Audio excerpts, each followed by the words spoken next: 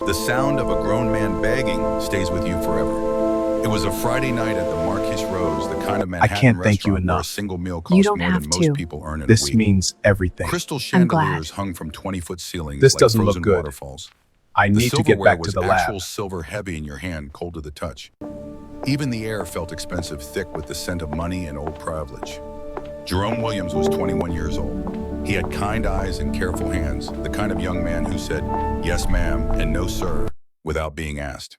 He was working his way through medical school, taking pre-med classes at City College during the day, and serving tables at night. His white uniform was always perfectly pressed. His shoes always shined. That night, he was clearing dishes from table 7 when it happened. The woman in the corner booth, the one everyone feared, watched him work. She wore a dress that probably cost $15,000. Diamonds sparkled at her throat, cold and brilliant against her pale skin. Her name was Victoria Ashford, and for 12 years she had ruled the Marquise Rose like a queen surveying her kingdom. Jerome reached across the table to collect a wine glass. His hand came within 6 inches of hers. Not touching, not even close. But Victoria Ashford gasped as if he'd struck her. "Manager," she said, her voice cutting through the restaurant's quiet murmur like a blade through silk. "Manager now." Jerome froze. The color drained from his face because he knew what was coming. Everyone who worked at the Marquise Rose knew what was coming when Victoria Ashford used that tone. Harrison, the restaurant manager, appeared within seconds. He was 45 years old with silver at his temples and the permanent anxiety of a man who served the wealthy. "Yes, Mrs. Ashford." "This boy's hand touched mine," Victoria said softly, each word precisely placed like stones being laid for a foundation. "I felt it, skin to skin, contamination." "Ma'am, I didn't," Jerome's voice cracked. "I swear I didn't touch." "Are you calling me a liar?" Victoria's voice dropped to a whisper. Somehow that was worse than shouting. "In front of all these witnesses, this person is calling me a liar." Her husband, Alexander Ashford, sat beside her. He was 52, distinguished with gray at his temples and exhausted eyes. He stared at his wine glass and said nothing. His silence was its own kind of cruelty. Harrison's face twisted with conflict, but the calculation in his eyes was clear. Cross Victoria Ashford, lose her business, face her wrath, or sacrifice one young man to keep the peace. It wasn't even a choice for him. "Jerome," Harrison said quietly, "please collect your things. You're done for tonight." "But sir, I didn't." Jerome's voice broke completely now. Tears streamed down his face. "I need this job. I have tuition due next week. I have student loans. Please, sir, I'm begging you." 47 people sat in that dining room. 47 witnesses to a young man's humiliation. Not one of them spoke. Not one of them stood up. They looked at their plates, their wine glasses, their companions. Anywhere but at Jerome Williams on his knees, begging for his livelihood. And according to those who were there, Victoria Ashford smiled. A cold, satisfied smile. The smile of someone who had just proven once again that she could destroy a life with a single word. Jerome left through the kitchen, his shoulders shaking with sobs. The dining room returned to its quiet murmur. Forks clinked against china. Wine was poured. Conversations resumed. As if nothing had happened. As if a young man's future hadn't just been shattered for a lie. But there was something else. Something people noticed but never spoke about. Victoria Ashford had a particular hatred for the black staff members at the Marquise Rose. It wasn't random. It wasn't occasional. It was systematic, personal, like she was trying to prove something but nobody knew what. But in that moment after Jerome left, when everyone had returned to their meals and their wine and their carefully curated conversations, something happened that no one noticed except the kitchen staff watching through the service window. Victoria's hand trembled as she lifted her glass, just for a second, and her eyes flicked to the mirror on the far wall, and something like fear crossed her face, as if she was afraid of her own reflection, as if she'd seen a ghost looking back at her. Then the mask was back, the perfect composure, the cold satisfaction. But the kitchen staff had seen it, that flash of terror underneath the cruelty. 3 weeks after Jerome Williams lost his job, a 34-year-old woman named Serena Blackwell walked through the staff entrance of the Marquise Rose for the first time. She adjusted the stiff collar of her server's uniform and tried to remember which side to serve the bread from. Everything about this felt wrong. The uniform, the subservient smile she was expected to wear, the whole performance of it. 3 months ago, Serena had been a senior investigative researcher at ProPublica, one of the most respected investigative journalism outlets in the country. She loved that work.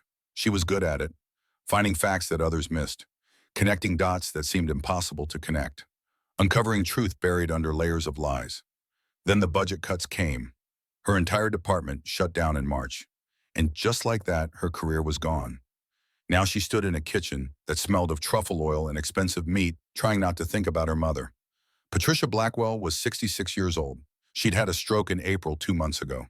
The good nursing facility cost $4,400 a month. Patricia's Social Security covered $800. Serena's unemployment covered another $1,200. That left $2,400 a month that Serena didn't have. So here she was. The Marquis Rose paid well by server standards.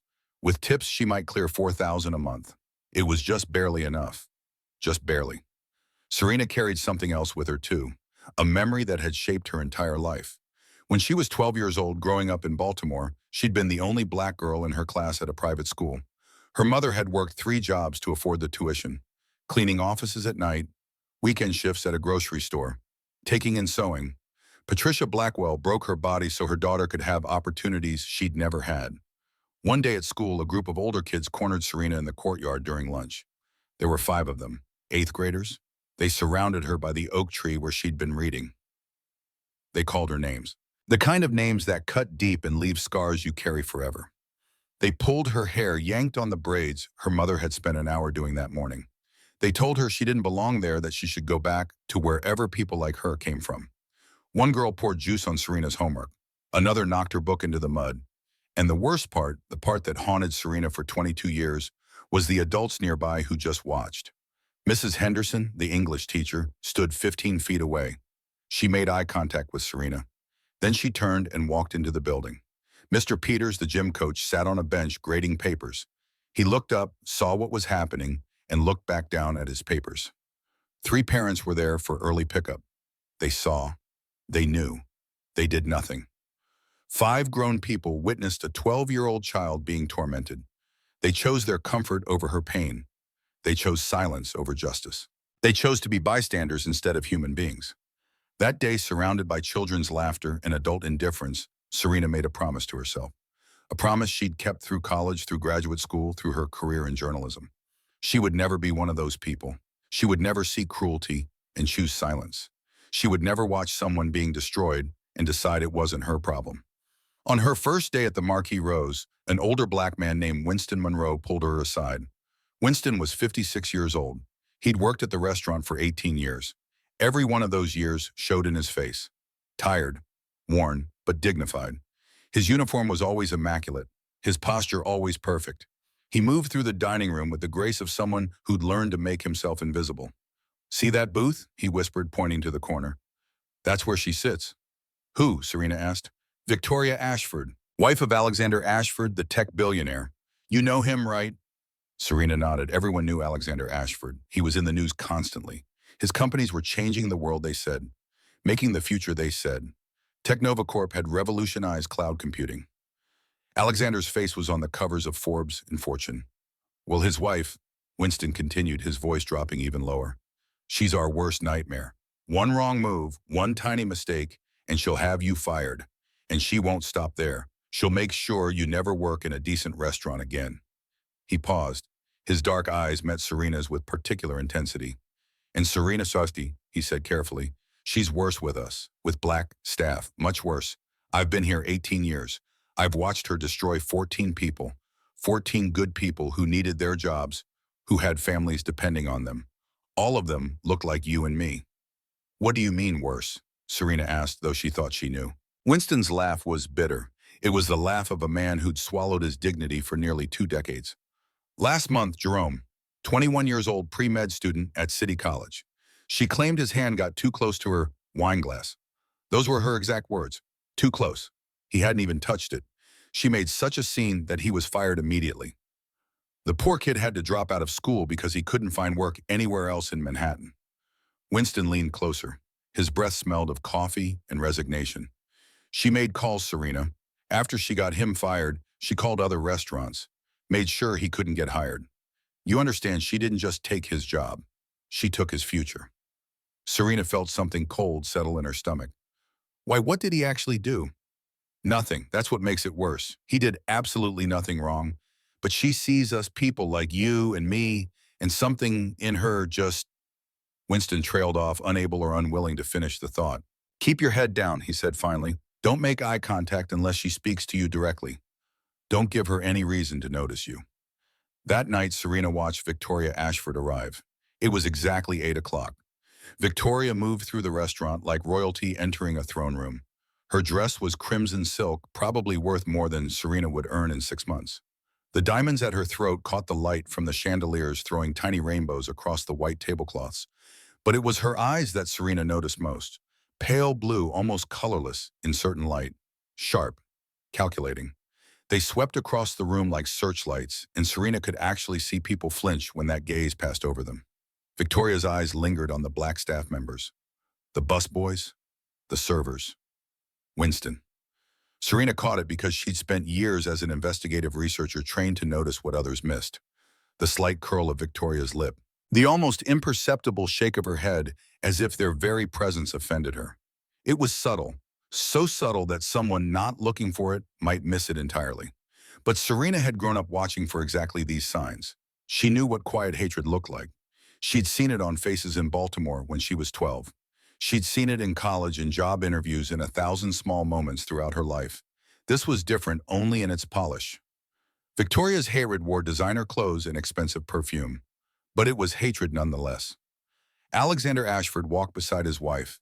He looked tired, defeated, like a man trapped in a beautiful prison. He pulled out her chair and she sat without thanking him. He took his own seat and immediately reached for his wine glass, draining half of it in one swallow. Serena was assigned to work the section near their table, close enough to see everything, close enough to hear.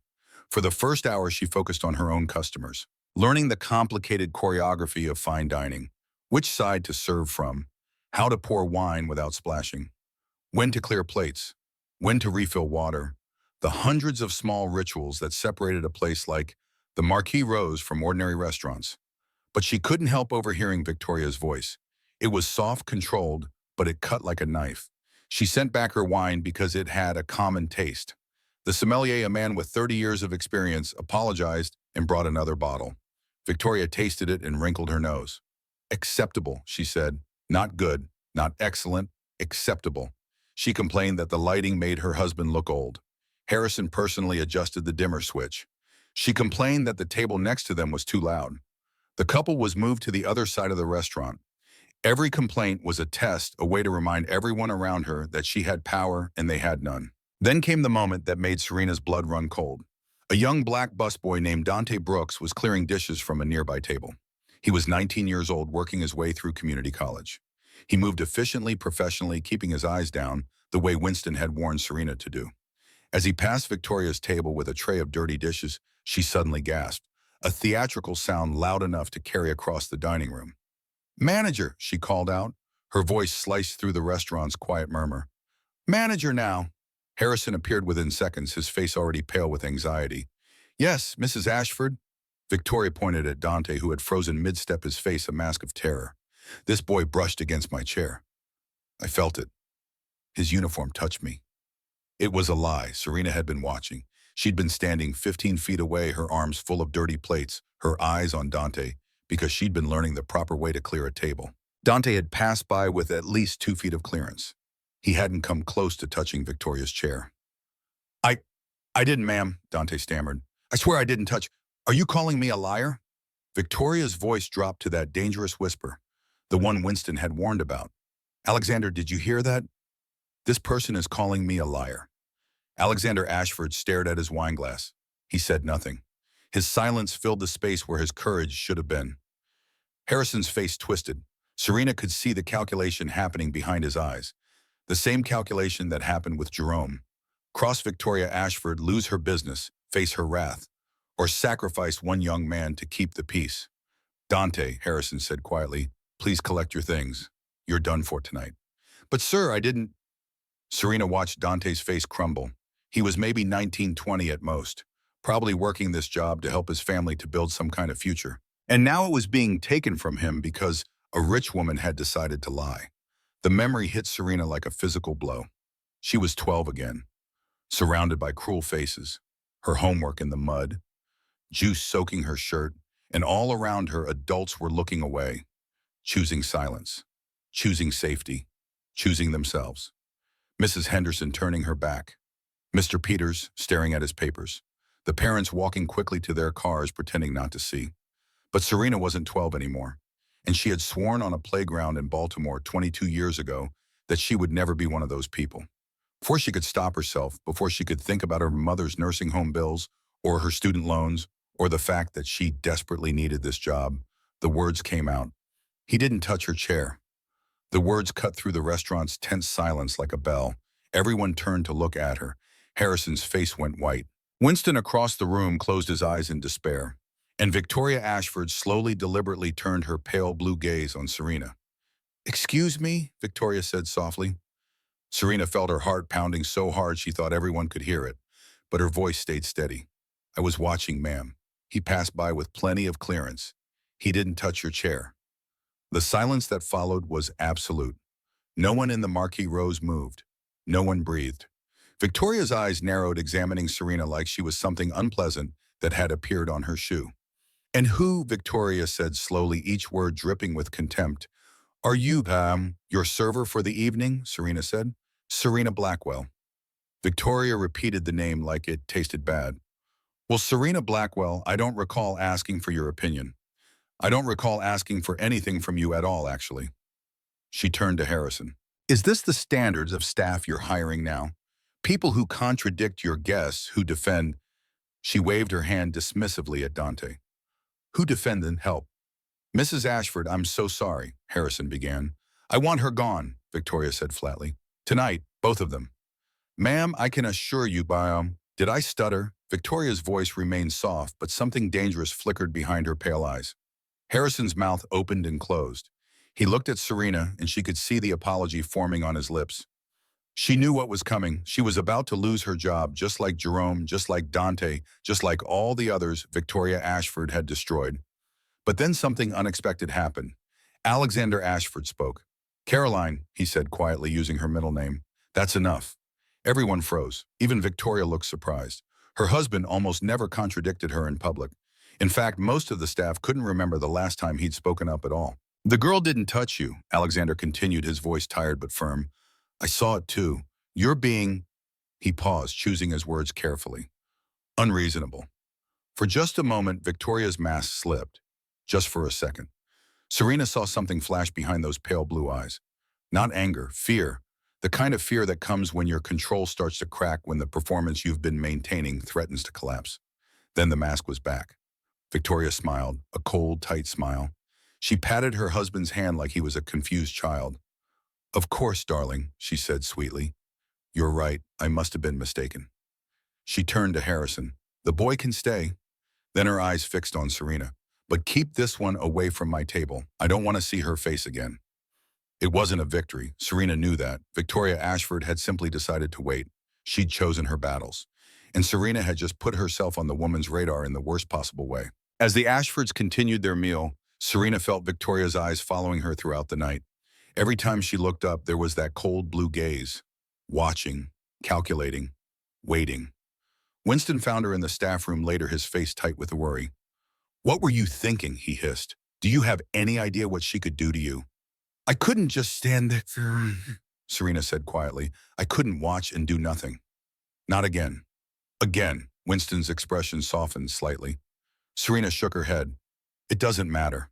What matters is that she lied. She lied to destroy that kid's livelihood, and everyone was just going to let her." Winston stared at her for a long moment.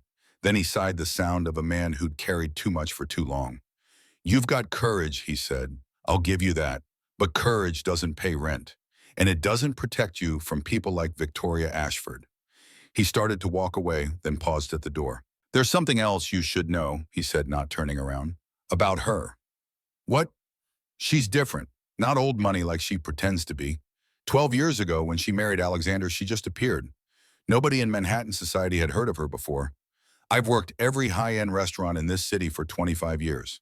I know all the wealthy families. The Rockefellers, the Vanderbilts, the old money and the new. But Caroline Sterling from Greenwich, Connecticut." He shook his head. "Never saw her before 2013. So where did she come from? Serena asked.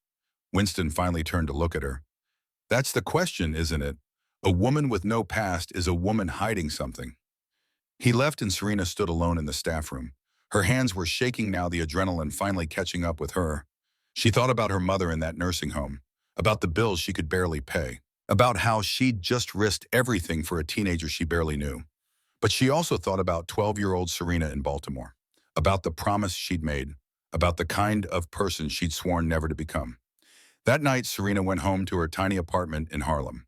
The place cost $2,100 a month for 400 square feet, a kitchenette barely big enough to turn around in, a bathroom with a shower that only produced lukewarm water, a window that looked out onto a brick wall. She opened her laptop and sat at her small dining table. Old habits died hard. For 8 years at ProPublica, Serena's job had been to investigate, to dig, to find truth buried under layers of deception. She typed into the search bar, Caroline Sterling, Greenwich, Connecticut.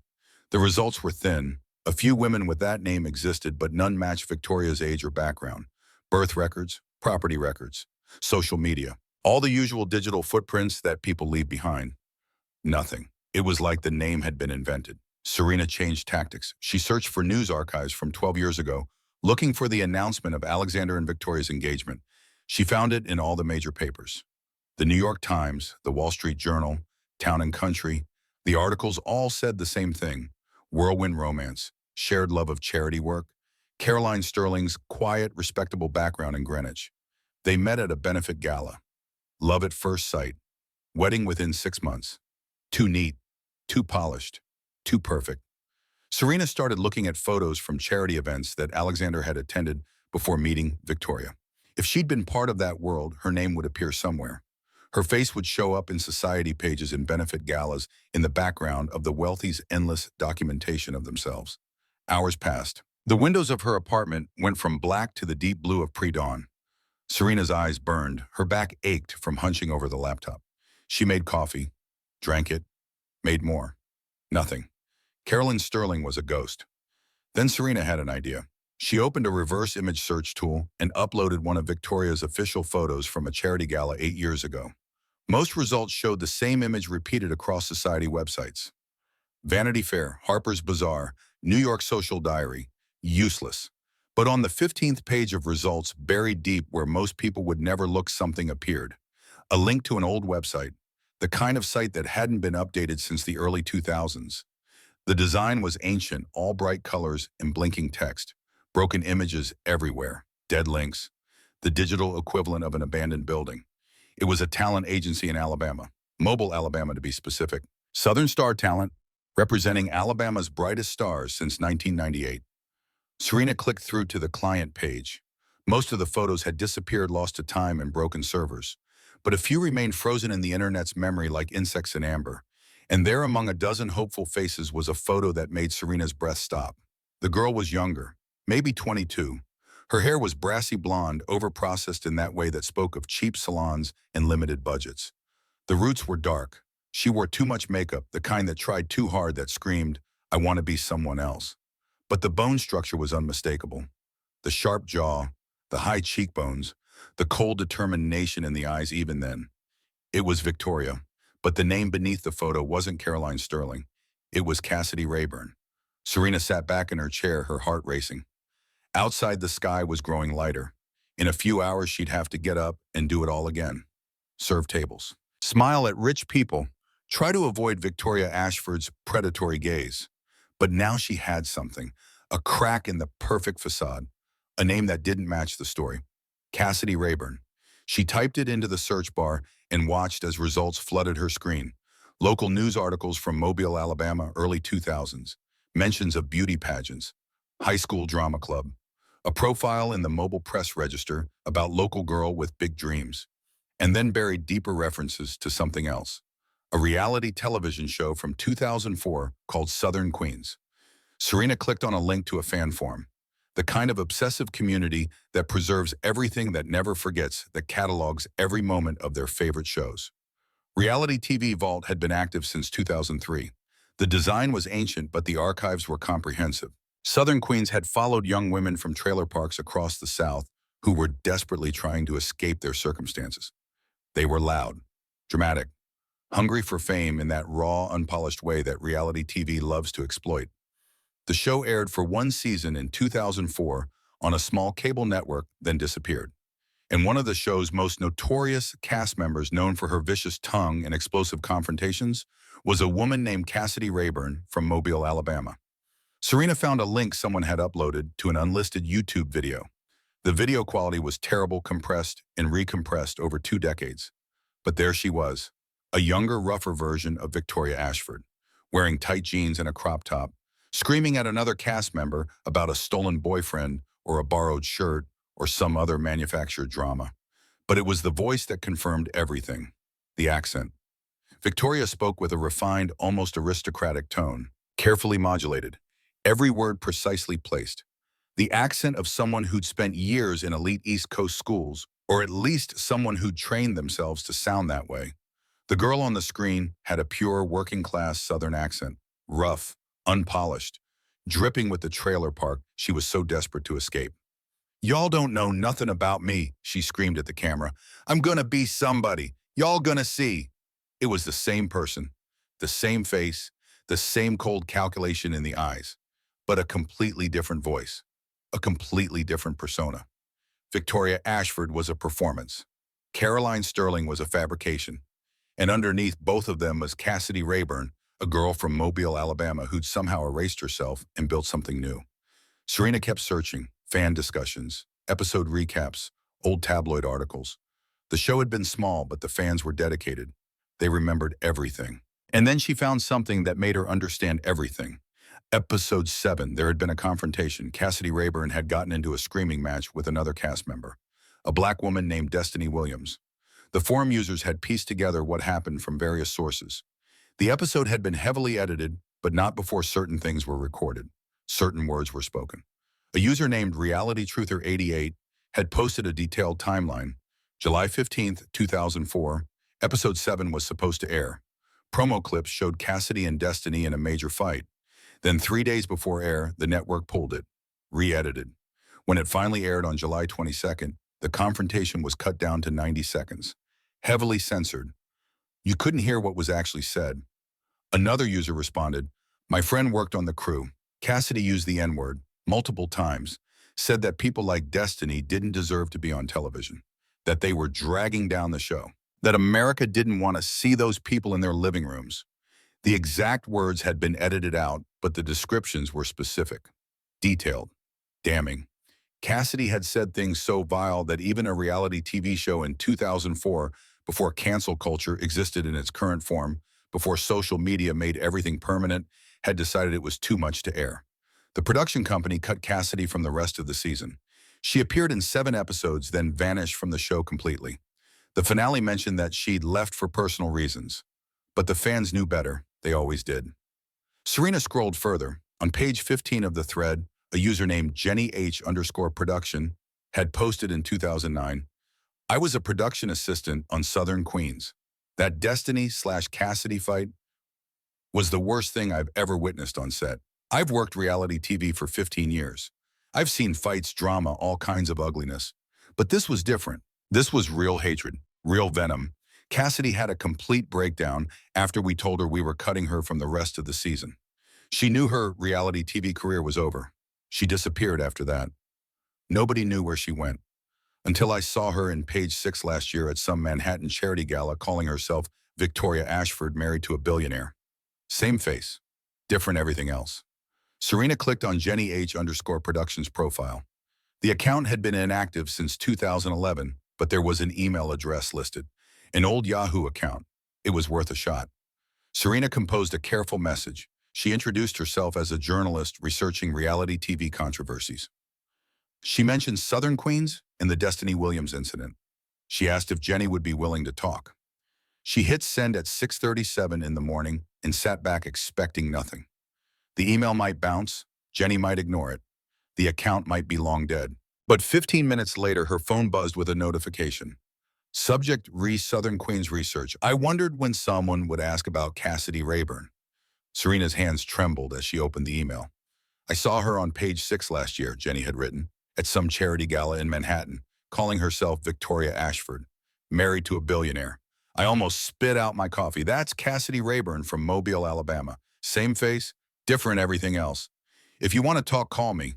She'd included a phone number. Serena looked at the clock. 7:30 in the morning. She forced herself to wait until 9.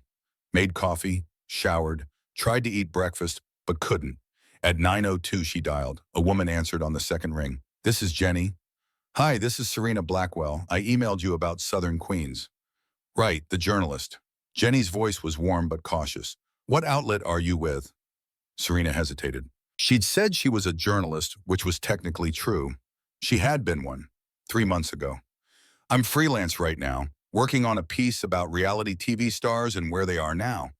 It wasn't entirely a lie, just not entirely the truth either. Okay, Jenny said. Which do you want to know about Cassidy? Everything, Serena said. Start from the beginning. Jenny talked for 45 minutes. Serena took notes, filling page after page of a legal pad with details. Cassidy Rayburn had been cast in Southern Queens in early 2004. She was 22, waitressing at a Cracker Barrel in Mobile, desperate for a way out of Alabama. The show's premise was women from trailer parks trying to make it big. Cassidy fit the part perfectly. She lived in a double wide with her mother and 2 younger brothers. Her father had left when she was 7. Money was always tight. At first, she was just another cast member. Dramatic, sure. A little mean, yeah. But nothing extraordinary. The show needed a villain, and Cassidy was willing to play the part. She was smart about it, Jenny said. She knew how reality TV worked. Be outrageous enough to get screen time, but not so outrageous that you alienate the audience. She was walking that line pretty well. Then came episode 7. The fight with Destiny Williams had started over something trivial. Borrowed clothes or a perceived slight or maybe nothing at all. The usual manufactured reality TV drama designed to create conflict. But it escalated fast. Too fast. Cassidy just snapped, Jenny said. Her voice went quiet like she was remembering something she'd tried to forget. I've never seen anything like it. The things she said, the venom in her voice. We knew immediately we couldn't air most of it. Do you remember the specific words? Serena asked, her pen poised. Jenny was quiet for a long moment. Yeah, I remember. She called Destiny the N-word, multiple times, not just once in anger. She kept saying it. She said black people were ruining the show, that America didn't want to see them on TV, that they should stay in their place, that Destiny should be grateful they let her on the show at all. Serena's stomach turned. And the footage, we kept it. We had to for legal reasons, in case Destiny sued or something. When the production company got bought out in 2008, everything went into long-term archive. As far as I know, it's still there. Where a facility in Burbank, Media Vault Incorporated, they handle archival for half the reality shows that aired in the 2000s. The whole industry uses them. Serena wrote it down. What happened to Cassidy after that? We cut her from the rest of the season. Told her she was done. She had a complete breakdown on set. I mean complete. Crying, screaming, begging for another chance. Saying her whole life depended on this show, that she'd never get another opportunity like this. Jenny sighed. I almost felt bad for her. Almost. Then I remembered what she'd said to Destiny. And after the show, she disappeared completely. No social media, no attempts to book other reality shows, no interviews. It was like she fell off the face of the earth.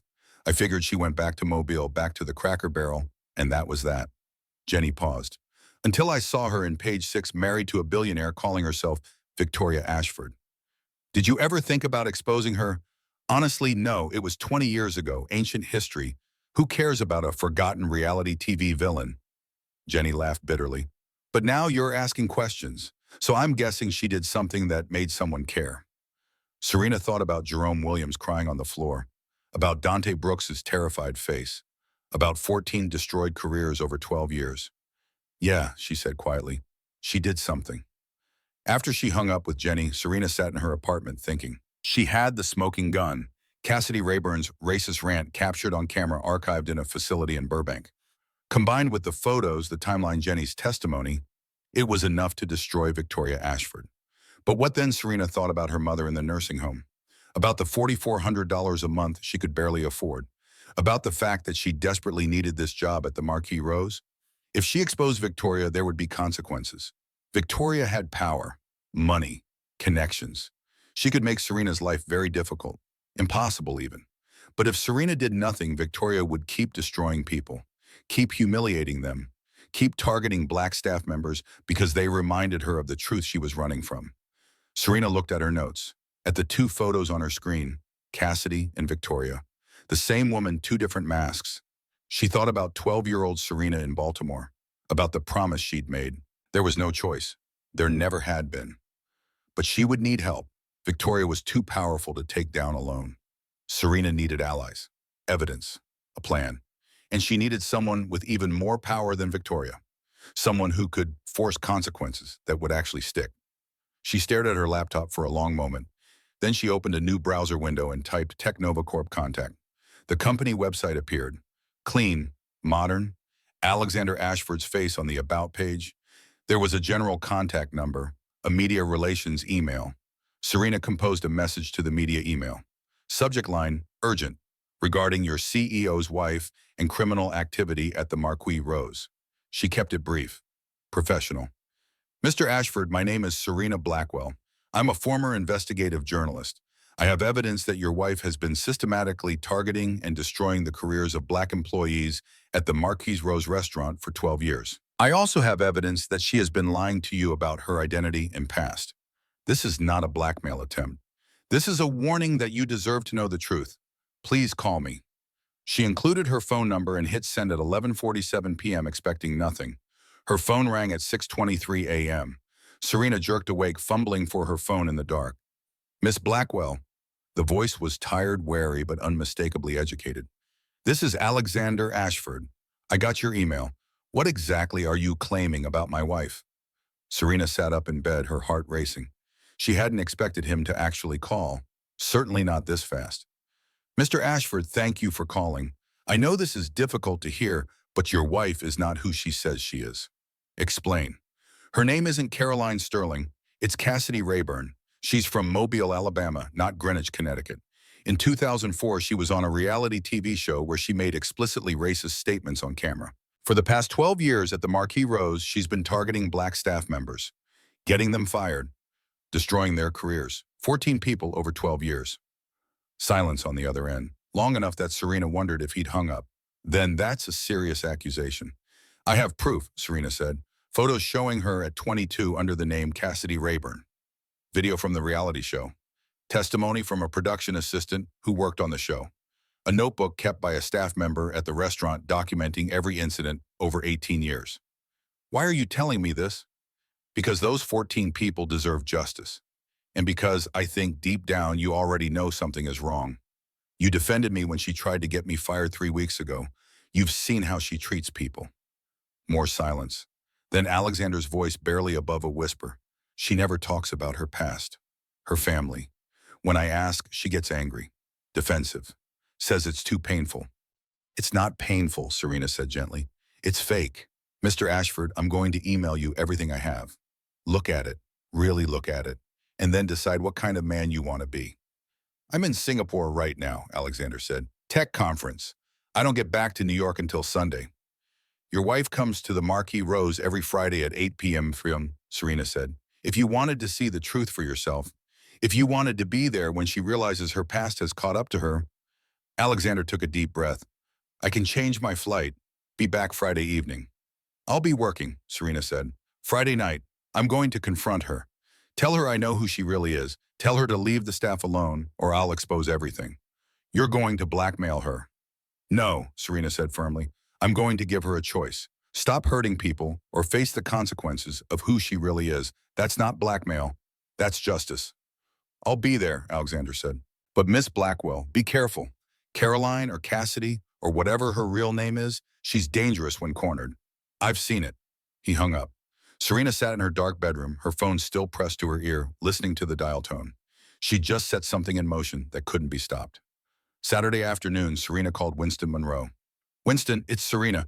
Can we meet? I need to talk to you about something important. They met at a coffee shop in the East Village. Winston arrived wearing a winter coat despite the June warmth, like he was trying to make himself smaller. He ordered black coffee and sat across from Serena in a back corner booth. This about Thursday night, he asked. About what you did for Dante. In a way, Serena said. She pulled out her laptop and turned it so he could see. Winston, what do you actually know about Victoria Ashford's background? Not much. Like I said, she appeared 12 years ago when she married Alexander. Caroline Sterling from Greenwich. Old money family. That's what she tells everyone. Except she's not, Serena said. She showed him the two photos side by side, Cassidy and Victoria. Winston leaned forward, studying the images. His eyes widened. This is her, he asked, pointing at Cassidy. Before, her name was Cassidy Rayburn from Mobile, Alabama. She was on a reality show in 2004 called Southern Queens. And during that show, she had a racist meltdown on camera. Serena explained everything. The episode 7 incident, the archived footage, Jenny's testimony. She watched Winston's face change as he absorbed the information. Shock, then anger, then something else. Something like hope. You're going to expose her, he said. It wasn't a question. I need to know something first, Serena said. The pattern you mentioned, Victoria targeting black staff. Can you prove it? Do you have documentation? Winston was quiet for a long moment. Then he reached into his coat pocket and pulled out a small notebook.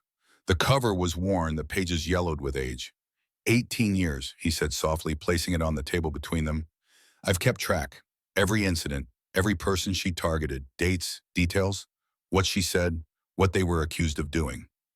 Serena opened the notebook with trembling hands, page after page of careful handwriting in blue ink, names, dates, stories that made her chest tight with rage. Angela Martinez, April 10th, 2019. Arrived for shift with natural hair and an afro. Victoria complained it was distracting and unprofessional. Harrison required Angela to wear it in a tight bun. Angela developed tension headaches. Quit 3 months later. Marcus Johnson, September 15th, 2021. Presented check to Victoria at end of meal. She claimed his handwriting was illegible and unprofessional. Made him rewrite it 3 times in front of her table. When he filed a complaint with management, he was fired 2 weeks later for unrelated performance issues. Jerome Williams, May 24th, 2025.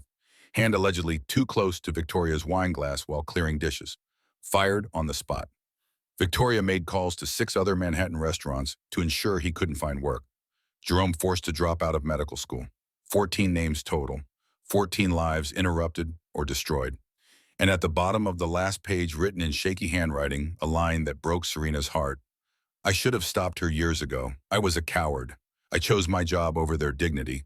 I will have to live with that for the rest of my life. Winston, Serena said gently. He shook his head, tears in his eyes. Don't. I know what I was. What I am. I made a choice every day for 18 years. I watched her destroy people and I did nothing. I told myself I had bills to pay. A daughter in college. A wife who depends on me. His voice cracked.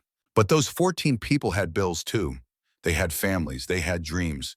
And I let her take everything from them because I was too scared to risk my own comfort. You survived, Serena said. That took courage too. No, Winston said firmly. Survival isn't courage. Courage is what you did Thursday night, standing up for Dante when you had everything to lose. He looked at her with red-rimmed eyes. Courage is what you're doing now, and I want to help. I need to help, even if it costs me my job. Even if she destroys me too. I can't live with myself anymore if I don't. Serena reached across the table and squeezed his hand. Okay, then here's what we're going to do. Over the next 2 weeks, Serena worked methodically. She reached out to 5 of the 14 people on Winston's list, the ones who were still in New York, still willing to talk. She met them in coffee shops and parks in their apartments. She listened to their stories, took notes, documented everything. Angela Martinez was 32 now. She worked as a receptionist at a dental office in Queens, making half what she'd earned at the Marquise Rose. When Serena asked about Victoria, Angela's hands started shaking. I still have nightmares, Angela said, her voice barely above a whisper, about standing in that dining room while she picked apart my appearance, my hair, my skin, the way I spoke, all in that quiet, controlled voice, like I was something dirty she'd found on her shoe. She looked at Serena with haunted eyes. Do you know what it's like to have someone make you hate your own hair, your own face? I went home that night and cried for 3 hours. Then I straightened my hair. Kept it straight for 2 years. I was trying to erase myself because she made me feel like who I was naturally was wrong.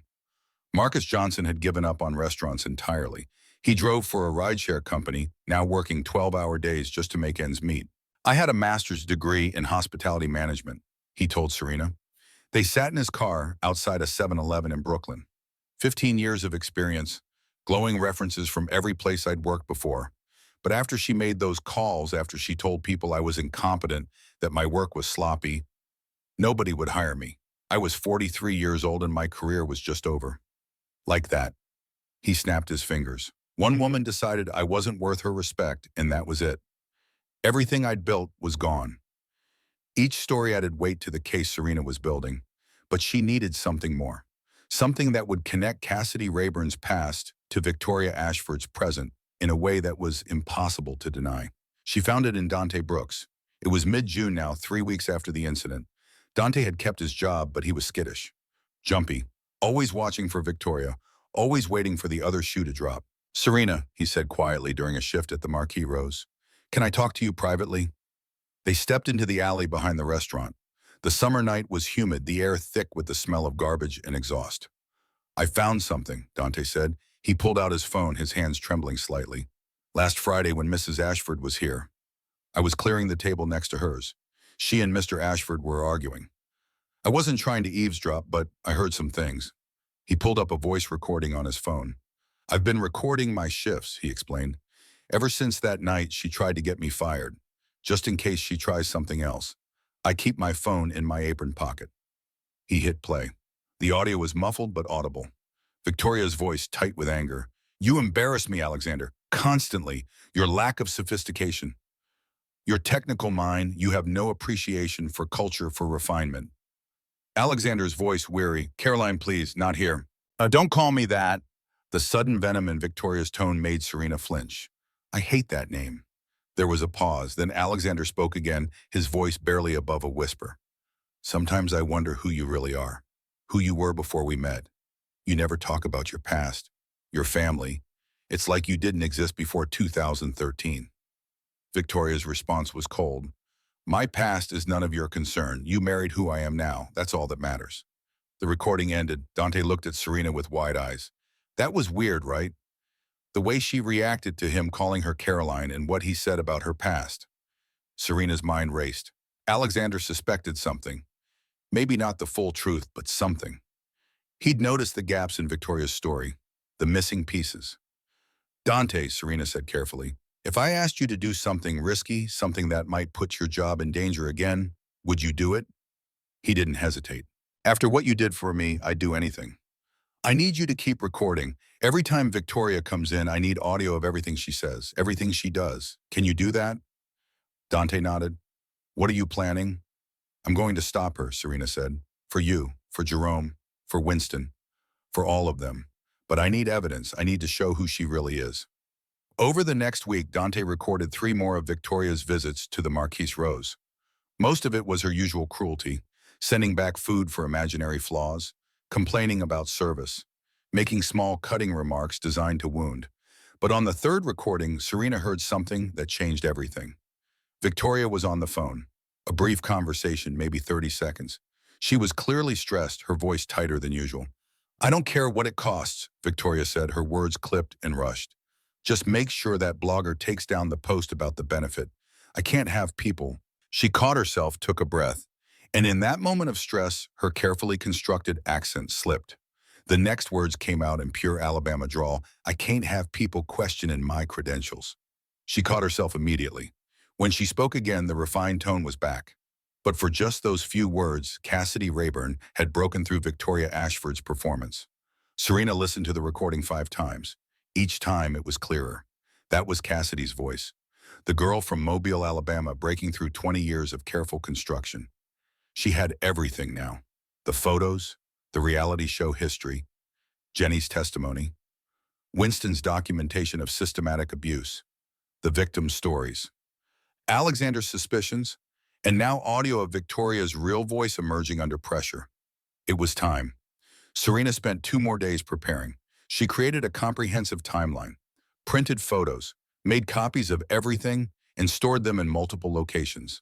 A cloud drive with password protection, an email draft saved to 3 different accounts, a USB drive she gave to her best friend from ProPublica with instructions to release everything if something happened to Serena, a physical copy in a safety deposit box at her bank.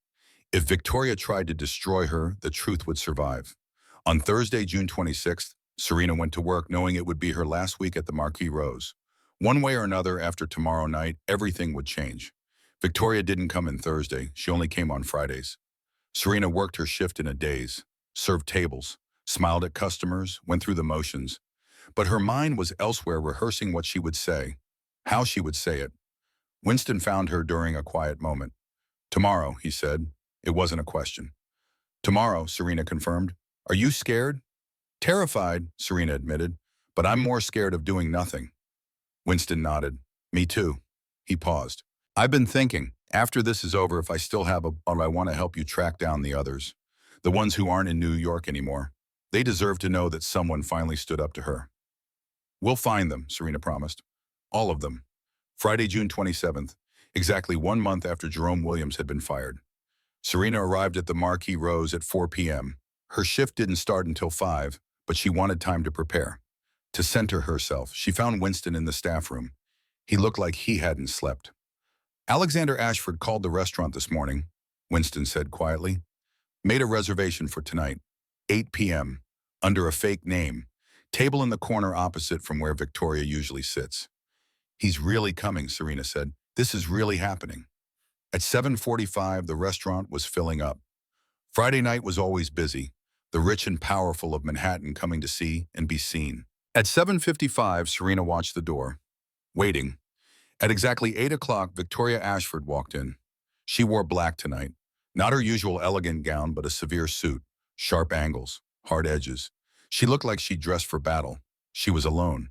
Alexander was supposed to be in Singapore. She didn't know he'd changed his flight, didn't know he was sitting in the corner watching her. Victoria sat at her usual corner booth. She ordered her usual wine, sent it back, ordered another, and then she did something unprecedented. She summoned Serena, one finger raised, a silent, commanding gesture. The entire restaurant seemed to hold its breath. Serena walked over slowly. Her heart pounded, but her hands were steady. "Good evening, Mrs. Ashford," she said.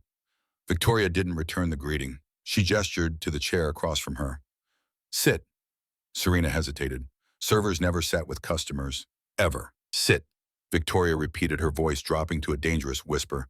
"Or I will buy this restaurant tomorrow morning and turn it into a parking garage. And everyone here, every single person you've been trying to protect, will be unemployed by Monday. Your choice." Serena sat. Victoria leaned forward, her pale eyes locked onto Serena's face with laser focus. "I don't know what game you think you're playing," she began, each word precisely placed. "But let me make something very clear." She paused, making sure every word landed. "I have had my husband's legal team investigate you. Completely. Thoroughly. I know about your failed journalism career at ProPublica. I know you were laid off in March. I know about your student loans, $72,000 in debt. I know about your pathetic little apartment in Harlem that you can barely afford." Victoria's smile was cold, sharp. "I know about your mother, Patricia, 66 years old, had a stroke in April. Nursing care costs $4,400 a month, doesn't it? How sweet, how pathetic that you're working here, serving me just to pay for her care." Serena felt ice in her veins. Victoria had investigated her, threatened her mother. "You are nobody," Victoria continued, her voice soft as silk and sharp as razors. "A failed journalist working as a waitress. By the time I'm finished with you, you won't be able to get a job cleaning toilets. I will personally call every potential employer in this city. I will tell them you're a thief, a blackmailer, mentally unstable. I will sue you until you're drowning in legal fees you can't afford." She leaned back, satisfied with the fear she expected to see in Serena's eyes. But Serena didn't flinch. Instead, she smiled, a small, knowing smile.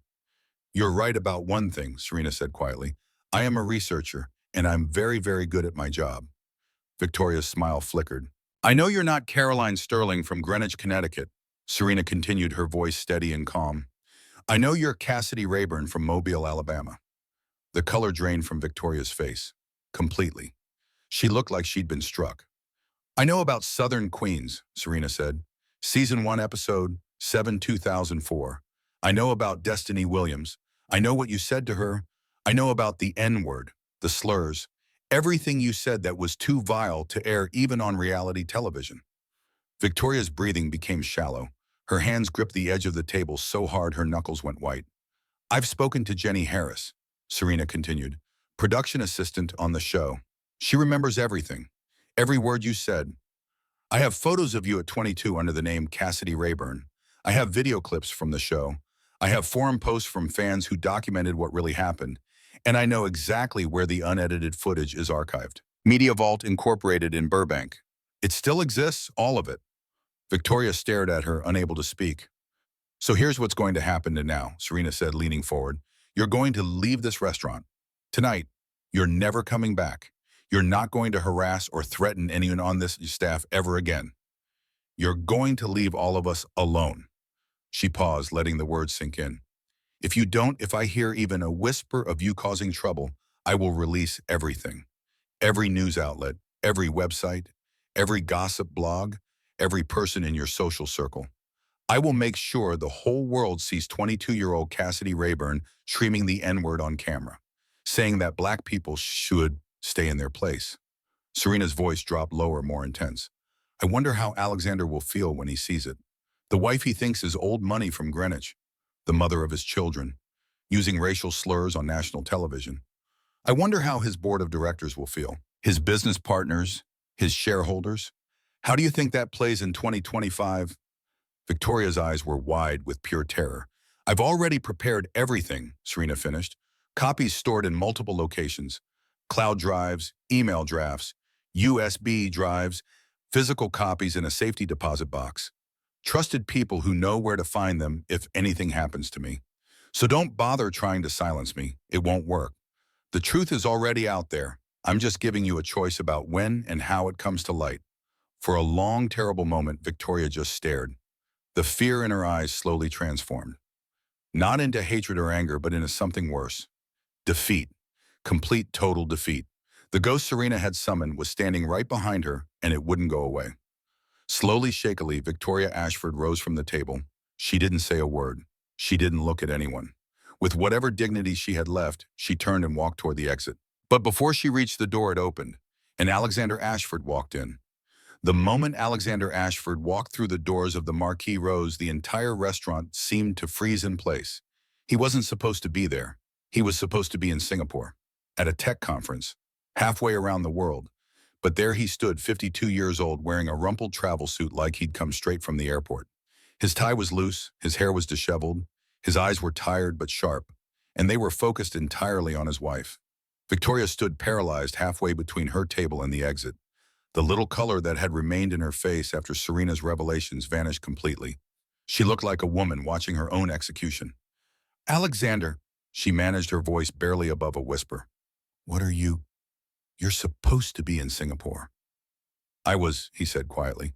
He walked further into the restaurant, past the frozen diners, who were trying very hard to pretend they weren't watching, past the staff members who had stopped mid-service.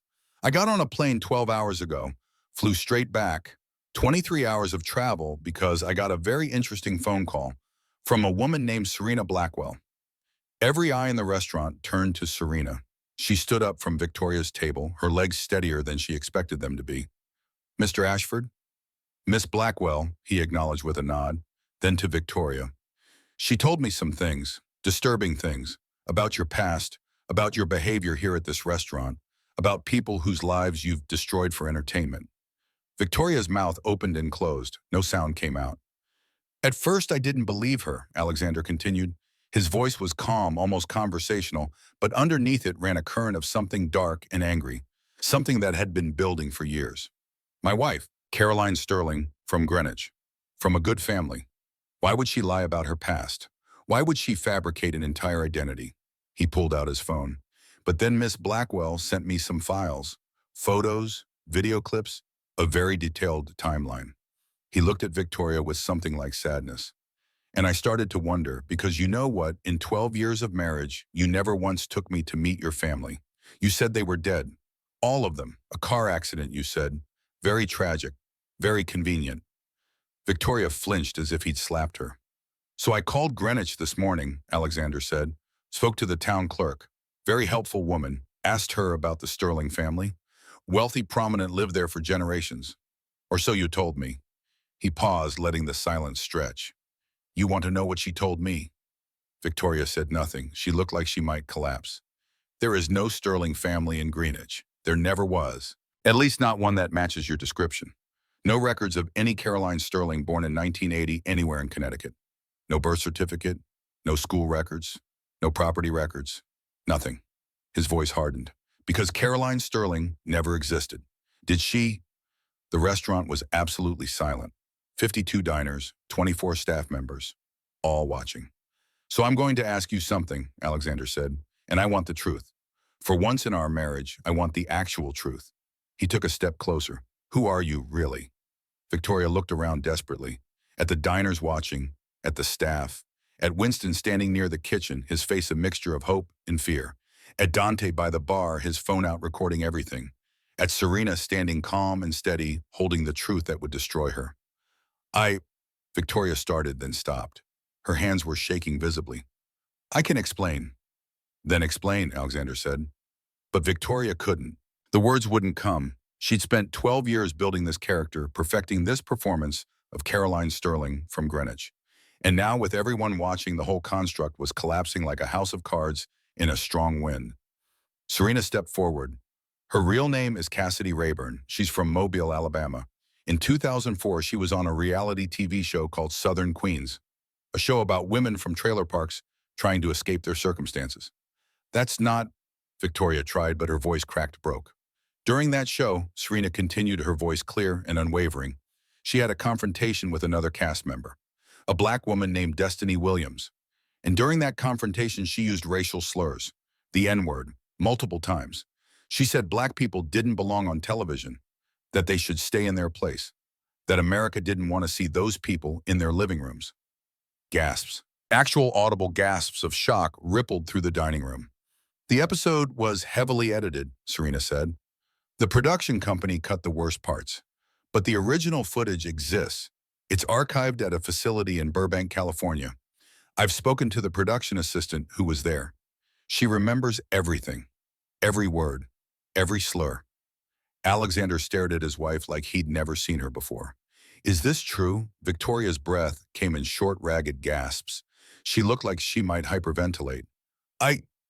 It was 20 years ago. I was young. I was stupid. I didn't mean... Is it true? Alexander's voice cut through her excuses like a knife through paper. Yes. The word came out as a broken whisper, barely audible. Yes, but I've changed. I'm not that person anymore. Aren't you? Serena interrupted. She nodded to Winston. Winston, your notebook. Winston walked forward slowly, each step deliberate. He'd been waiting 18 years for this moment. He placed the worn notebook on Victoria's table with the reverence of someone presenting evidence at a trial. 18 years I've worked, he said, his voice shaking with suppressed emotion. 18 years I've watched you destroy people. 14 people who looked like me, who reminded you of where you came from, who reminded you of the truth you were running from. He opened the notebook with trembling hands. Angela Martinez, Marcus Johnson, Jerome Williams, 14 names, 14 lives you interrupted or ended because you couldn't stand seeing black people succeed in the world you were pretending to belong to. Alexander picked up the notebook. His hands trembled as he read the entries. Page after page of documented cruelty, dates, details, systematic abuse spanning nearly 2 decades. Jerome Williams, he read aloud, his voice thick. 21 years old, medical student at City College. Fired because his hand was allegedly too close to your wine glass. He looked up at Victoria. He was 21, trying to become a doctor, and you destroyed his future over nothing, over a lie. He shouldn't have, Victoria started. He didn't do anything. The words came from the kitchen doorway. Khalil Washington, the 67-year-old dishwasher, stood there. He'd worked at the Marquis Rose for 22 years and had maybe spoken directly to a customer 5 times in all those years. But he was speaking now. 22 years I watch you, Khalil said, his voice thick with emotion and a lifetime of swallowed dignity. His accent was heavy, his English imperfect, but his meaning crystal clear. 22 years I wash dishes in that kitchen, and I see everything. Every person you hurt, every lie you tell, every time you smile when someone cries. He walked slowly into the dining room, this old man who had been invisible for 2 decades. I see it all. I say nothing because I am old. Because I am nobody. Because I think, who listens to the dishwasher? Who cares what the dishwasher sees? Tears rolled down his weathered face, cutting tracks through skin marked by decades of hard work. But today, finally, someone listened. Today, finally, truth comes out. Today, finally, justice. The restaurant was absolutely silent, except for the sound of Khalil's soft breathing and the distant hum of the air conditioning. Alexander looked around the room slowly. At the staff members, all of them watching with expressions ranging from fear to hope to vindication.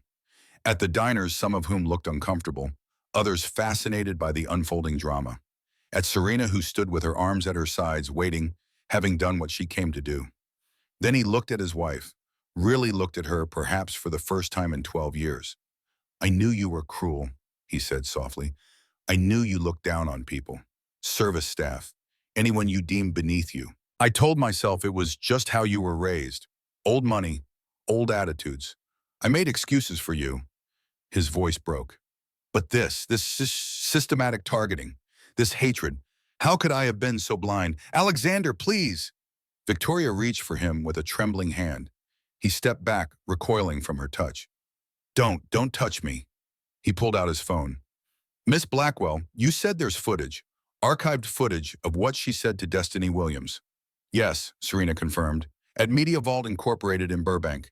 They handle archival storage for reality shows from the 2000s. I have the contact information." Alexander made a call, right there in the middle of the restaurant with everyone watching.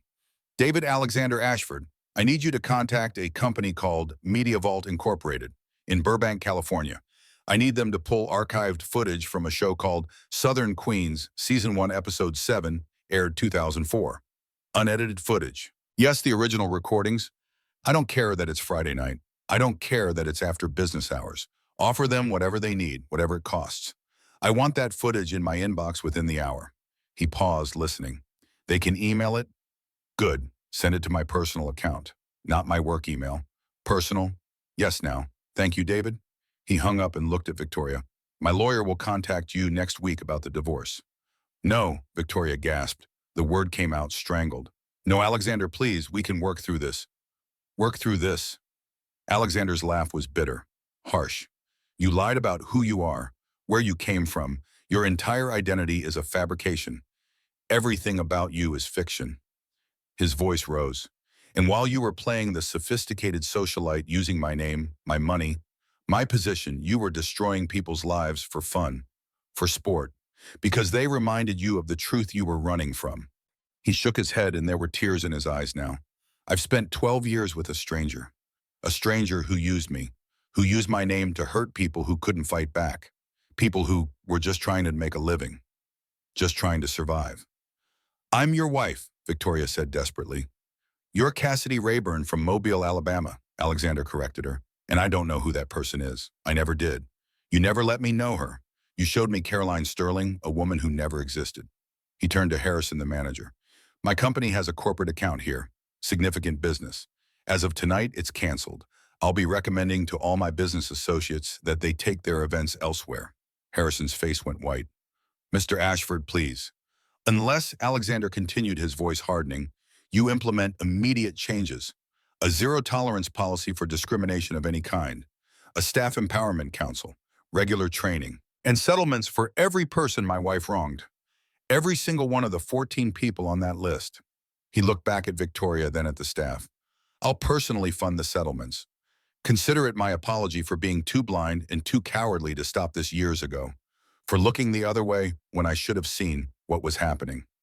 Victoria stood in the center of the restaurant, surrounded by the ruins of her carefully constructed life. The performance was over. The mask had been ripped away, and underneath everyone could see Cassidy Rayburn, terrified and exposed and small. "I'm sorry," she whispered. "I'm so sorry." "No, you're not," Serena said quietly. "You're sorry you got caught. There's a difference." Victoria's eyes met Serena's, and for just a moment, Serena saw past the fear and anger to something else. A young woman from a trailer park who'd said terrible things and spent 20 years running from them, who'd transformed herself so completely that she'd lost track of who she was underneath, who'd buried Cassidy Rayburn so deep that she'd convinced herself that person was dead. But Serena's sympathy had limits, because Victoria hadn't just run from her past. She'd weaponized her shame, turned it into cruelty, made others pay for her own self-hatred. She'd become the bully because she was terrified of being the victim again. "You need to leave," Serena said. Now, and you need to never come back. Not to this restaurant, not to any place where the people you hurt might have to see your face and remember what you did to them. Victoria looked around one last time. At the restaurant she'd terrorized for 12 years. At the staff members she'd humiliated and destroyed. At the husband who was walking away from her. At the life that was crumbling to dust. Then, with whatever dignity she could salvage from the wreckage, she walked to the door. As she reached it, Dante Brooks stepped into her path. The 19-year-old busboy she'd tried to destroy just a month ago. He looked her in the eyes for the first time ever. No fear, no submission, just quiet strength. "My name is Dante Brooks," he said clearly, his voice carrying across the silent restaurant. "I'm a student at Borough of Manhattan Community College. I'm studying to be a teacher. I'm going to work with kids who come from places like I came from. Places where people like you try to make them feel like they're nothing. And you almost took that away from me over a lie." Victoria couldn't meet his gaze. She stepped around him and disappeared into the Manhattan night. The door closed behind her with a soft click. For a moment, no one moved. The silence was profound. Then from somewhere in the kitchen, someone started clapping. Slow at first, then others joined. The applause spread through the staff building into something that sounded like relief, like freedom. Like the collective exhale of people who had been holding their breath for years. Serena stood in the center of it all, overwhelmed. Winston approached her, tears streaming openly down his face now. "Thank you," he said, his voice breaking. "Thank you for having the courage I never had. For doing what I should have done years ago." Alexander Ashford walked over to Serena. Up close, he looked exhausted, defeated, but also relieved. "Miss Blackwell, I owe you an apology, and probably much more than that. My wife, my ex-wife, hurt a lot of people while I looked the other way. I told myself I didn't know, but I did know, didn't I? I just chose not to see." "You're seeing now," Serena said. "That's what matters." "I'd like to help," Alexander said. "The settlements I mentioned. But also I understand you lost your position at ProPublica. If you're looking for work." Serena held up a hand, stopping him. "Thank you, I appreciate that.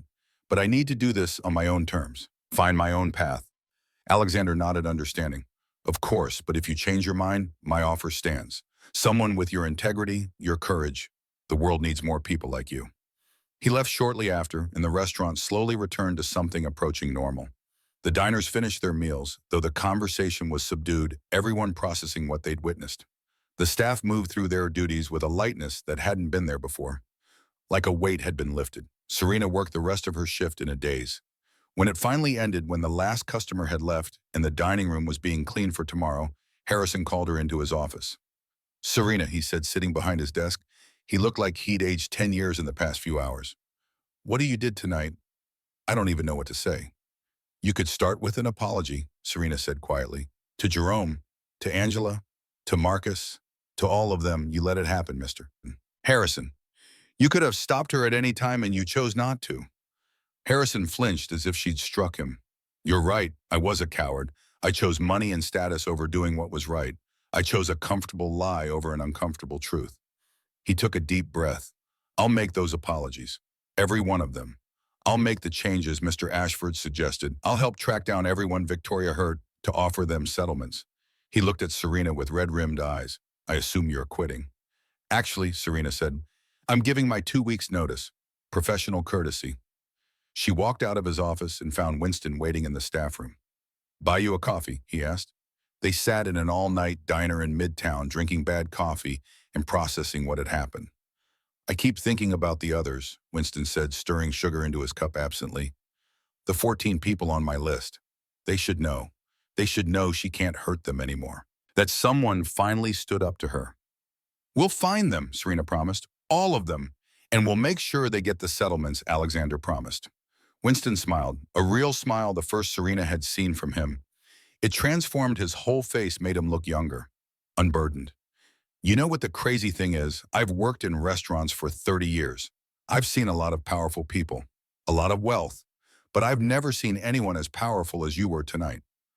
"I'm not powerful," Serena said. "I'm just someone who refused to be silent." "That's what power is," Winston replied. "Real power. Not money or status or connections. Just the courage to tell the truth when everyone else is lying or looking away." The next few weeks moved quickly. The story of what happened at the Marquise Rose spread through Manhattan's restaurant community like wildfire. The details varied depending on who was telling it, but the core was always the same. Someone had finally stood up to Victoria Ashford and won. On social media, things moved even faster. Dante's recording from that night had found its way online. The audio was muffled but clear enough. Victoria's voice, Alexander's confrontation, the revelation of her real identity, Khalil's emotional testimony. Within 48 hours, 3 million views. Someone on a reality TV forum made the connection. They posted side-by-side photos. 22-year-old Cassidy Rayburn from Southern Queens, 45-year-old Victoria Ashford from last year's Met Gala. The same woman 20 years and an entire identity apart. The story went viral. Gossip blogs picked it up first. Tech billionaire's wife exposed as reality TV villain with racist past. Then mainstream media, CNN, The New York Times, The Washington Post. The scrutiny was intense and unforgiving. 3 days after the confrontation at the Marquee Rose, someone leaked the unedited footage from episode 7 of Southern Queens. Serena didn't watch it. She didn't need to. Jenny Harris's description had been enough. But 3.2 million people did watch it in the first 72 hours. They saw 22-year-old Cassidy Rayburn angry and desperate, saying things that made people recoil in horror even 20 years later. The internet was not kind. Victoria Ashford became a cautionary tale, a meme, a symbol of everything people hated about the wealthy and hypocritical. She disappeared from public life completely. No statements, no apologies, no attempts at damage control, just silence and absence. 2 weeks after the confrontation, Alexander Ashford filed for divorce. The papers cited fraud in the inducement of marriage and irreconcilable differences. The settlement was private, but sources close to the case said Victoria received minimal compensation. Alexander kept the companies, the properties, the social standing. She got enough to live on and nothing more. 3 weeks after Alexander made a public announcement, he was establishing a fund, $500,000 for victims of workplace discrimination. The first recipients would be the 14 people Victoria had targeted at the Marquee Rose. Serena helped track them down, all 14, one by one. Jerome Williams was working at a grocery store in Queens, stocking shelves on the night shift, trying to save money to return to school.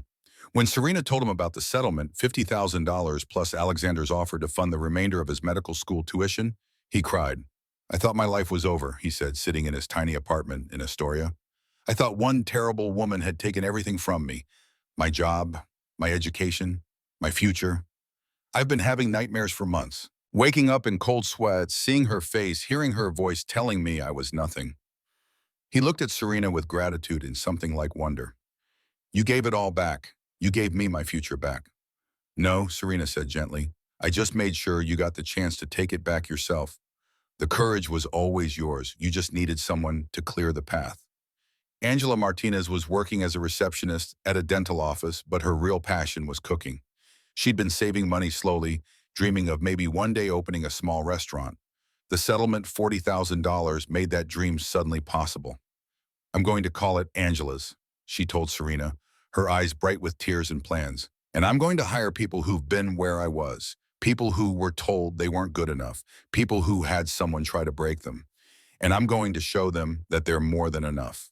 Marcus Johnson used his settlement to go back to school. At 45, he enrolled in a program to finish his hospitality management degree that had been interrupted years before them. "I'm too old to start over," he said when Serena found him. "But I'm going to try anyway, because you showed me that it's never too late to fight back, to refuse to accept what someone cruel decided you deserved." One by one, the 14 lives Victoria had tried to destroy began to rebuild. Not perfectly, not without scars, but rebuild nonetheless. As for Serena, she worked her final 2 weeks at the Marquee Rose. On her last night, the staff threw her a small party in the break room. Cheap champagne from a corner store and a grocery store sheet cake with "Thank you, Serena" written in blue icing. But it was perfect. Winston gave a toast, his voice thick with emotion. To Serena Blackwell, who taught an old man that it's never too late to stand up for what's right, who showed us that silence isn't safety, it's surrender, who reminded us that courage is contagious. Dante raised his plastic cup. To the woman who saved my future, who taught me that one person with integrity is more powerful than 1,000 people with money. Khalil, tears in his eyes, again simply said, "To justice. Finally justice." 4 days after leaving the Marquee Rose, Serena got a phone call from a number she didn't recognize. "Miss Blackwell, this is Destiny Williams. I was on Southern Queens with Cassidy Rayburn. Serena's breath caught. Ms. Williams, I'm so sorry for everything that happened to you. Don't be sorry, Destiny said, and there was strength in her voice. Hard-won strength. You gave me something I've waited 20 years for. Validation. Proof that I wasn't crazy. That it really happened the way I remembered it. She took a breath and Serena could hear emotion underneath the strength. After that episode, people told me I was exaggerating. My own family said reality TV is fake, so it couldn't have been that bad. People said I should just move on. Forget about it. But I couldn't, because I knew what she said to me. I knew the hatred in her eyes when she said it, and I've carried that for 20 years. I believe you, Serena said. I'm so sorry you had to carry that alone for so long. I know you believe me, Destiny replied. And now the whole world knows too. Now there's proof. Now there are consequences. I just wanted to say thank you for not letting her get away with it, for making sure that 20 years later there was finally justice. They talked for an hour. Destiny told her story, how the incident had derailed her reality TV aspirations, but how she'd built a new life anyway. How she'd moved to Atlanta and opened a chain of soul food restaurants. How she'd succeeded despite Cassidy Rayburn's attempt to convince her she was worthless. I won, Destiny said at the end. Not the way I thought I would back then. But I built something real. Something she can never take from me. And now everyone knows the truth about her. That's enough. That's more than enough. After they hung up, Serena sat quietly in her apartment. The victory felt more complete now. Not just for the 14 at the Marquise Rose, but for Destiny too. Justice delayed by 20 years, but not denied. 3 days later, Serena got a phone call from a man named Garrett Pembroke. Miss Blackwell, I own an investigative firm here in Manhattan, Pembroke and Associates. We specialize in corporate fraud and civil rights cases. I was having dinner at the Marquis Rose a few weeks ago. I saw what you did, how you uncovered Victoria Ashford's past, the methodology, the precision, the courage. He paused. I could use someone like you on my team. How would you feel about coming in for an interview? Serena met with Garrett the next day. His office was in a brownstone in the West Village, all exposed brick and floor-to-ceiling bookshelves. He was 52 with kind eyes behind wire-rimmed glasses and a firm handshake. I've spent 20 years investigating corporate corruption, he told her over coffee in his office. Financial fraud, workplace discrimination, civil rights violations. The cases nobody else wants to touch because the defendants have too much power or too much money or too many lawyers. He looked at her intently. That's exactly why we need people like you. People who aren't afraid to challenge power. Who know how to dig for truth in places most people wouldn't think to look. Who care more about justice than their own comfort or safety. What's the position? Serena asked. Lead investigator, $95,000 a year to start, full benefits, health insurance, dental, vision. You'd be working cases similar to what you uncovered with Victoria Ashford. People abusing their power to hurt others. We build the cases, document the evidence. Sometimes we go to court. Sometimes the evidence is enough to force settlements and institutional changes. Serena thought about her mother in the nursing home, about the $4,400 a month she'd been struggling to cover on a server's wages, about the journalism career she'd lost and thought was gone forever. When do I start? She asked. 6 months later, December 2025. Serena sat in her office at Pembroke and Associates reviewing case files on a cold winter afternoon. The windows showed a gray Manhattan sky threatening snow. Christmas lights were going up across the city. Her office was small but comfortable. A desk, a bookshelf, a window. More than she'd had at ProPublica. Enough. Her mother was doing better. Much better. Patricia had regained most of her speech after months of intensive therapy that the new health insurance made possible. She'd been moved to a better facility. The improvement was remarkable. Last week, Serena had visited her and Patricia had told her she was proud. Clear words. No hesitation. You did good, baby, Patricia had said, squeezing Serena's hand. You kept your promise. The promise you made when you were 12. Never be silent. Never look away. Serena's office phone rang, pulling her from the memory. Serena Blackwell? Miss Blackwell, this is Richard Chen. I'm a server at Le Merveille in Soho. His voice was nervous, rushed. I think I need your help. There's a customer here, a very powerful woman, and she's been targeting the staff. Always the black and brown staff. She gets people fired for nothing, humiliates them in front of everyone. And nobody will stop her because she's married to someone important. Serena picked up a pen and pulled a legal pad toward her. Tell me everything. As Richard talked, Serena took notes. The pattern was familiar. The systematic targeting, the performance of power. The silence of enablers who knew what was happening, but chose comfort over action. Different restaurant, different villain, same story, but this time would be different. This time the victim had somewhere to turn, someone who would listen, someone who would act. I'm taking your case, Serena said when Richard finished. And Richard, you did the right thing by calling. It takes real courage to speak up. I learned from someone, Richard said quietly. I read about what you did with Victoria Ashford, what happened at the Marquise Rose. I thought, if she could stand up to someone like that, maybe I could too. Maybe I didn't have to just accept it. After she hung up, Serena sat for a moment thinking about ripples, how one action creates others, how breaking one cycle of silence can inspire others to break theirs, how courage is contagious. She thought about Victoria Ashford wherever she was now. The Manhattan Gossip Network said Switzerland, Monaco, somewhere in Europe, hiding in another wealthy enclave, probably trying to reinvent herself yet again. Some people never learn. Serena felt no satisfaction in Victoria's downfall. No triumph, no sense of revenge completed. Just a quiet certainty that she'd done what needed to be done. That justice, even delayed, was still justice. That evening, Serena visited her mother at the nursing home. Patricia was in the common room, working on a jigsaw puzzle with another resident. Her movements were slow, but sure. Her face lit up when she saw Serena. How's work? Patricia asked as they sat together in the quiet room. Good, Serena said. I took a new case today, similar to the Victoria Ashford situation. Another powerful person targeting vulnerable staff. Patricia nodded slowly. She reached out and took Serena's hand in both of hers. You know what I'm most proud of, she said, each word deliberate. Not that you stopped a bad person, that you kept your promise. That little girl in Baltimore who swore she'd never be like those adults who looked away. She grew up to be exactly who she promised she'd be. Serena squeezed her mother's hand, feeling tears prick her eyes.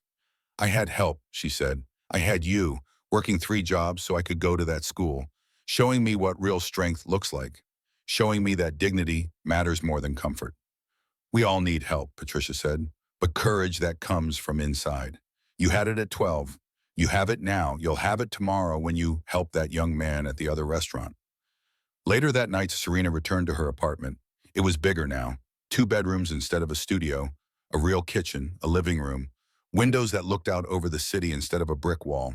She made dinner pasta, nothing fancy, and sat at her table looking through the files for Richard's case, building a strategy, planning the investigation. The work was familiar now, comfortable, important. Her phone buzzed, a text from Winston. Saw in the news about the new case at Billionaire. Give them hell. We're all rooting for you. Change my life.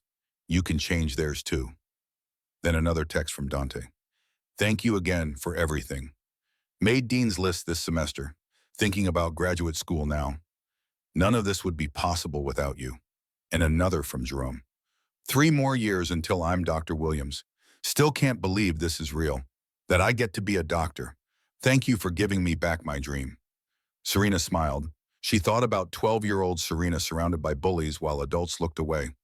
About 21-year-old Jerome on his knees begging for his job while Victoria smiled. About all the moments in all the restaurants across all the cities where cruelty had gone unchallenged because challenging it seemed too hard, too risky, too dangerous. She thought about the simple truth that had driven her from the beginning. Silence protects the powerful and destroys the vulnerable. And sometimes all it takes to break that silence is one person willing to speak. One person saying no more.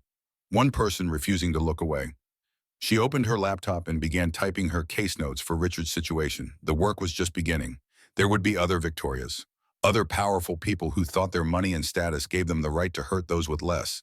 Other systems that protected bullies and punished victims. But there would also be other Serenas. Other people inspired to stand up. Other voices breaking the silence. Other Richards finding the courage to call for help instead of suffering alone. The work of justice was never finished. But it was work worth doing. Serena had learned something important in that restaurant on that Friday night 6 months ago. Power wasn't about money or status or connections. Real power was about refusing to accept cruelty as normal. About choosing dignity over comfort. About standing up when everyone else sat down. And that kind of power, the power of one person telling the truth, could change everything. She worked late into the night building the case that would help Richard and his coworkers. Outside her window, snow began to fall on Manhattan. The city lights reflected off the white flakes, turning the night into something beautiful and clean. Tomorrow she would fight another battle, face another bully, challenge another system that protected the powerful at the expense of the vulnerable.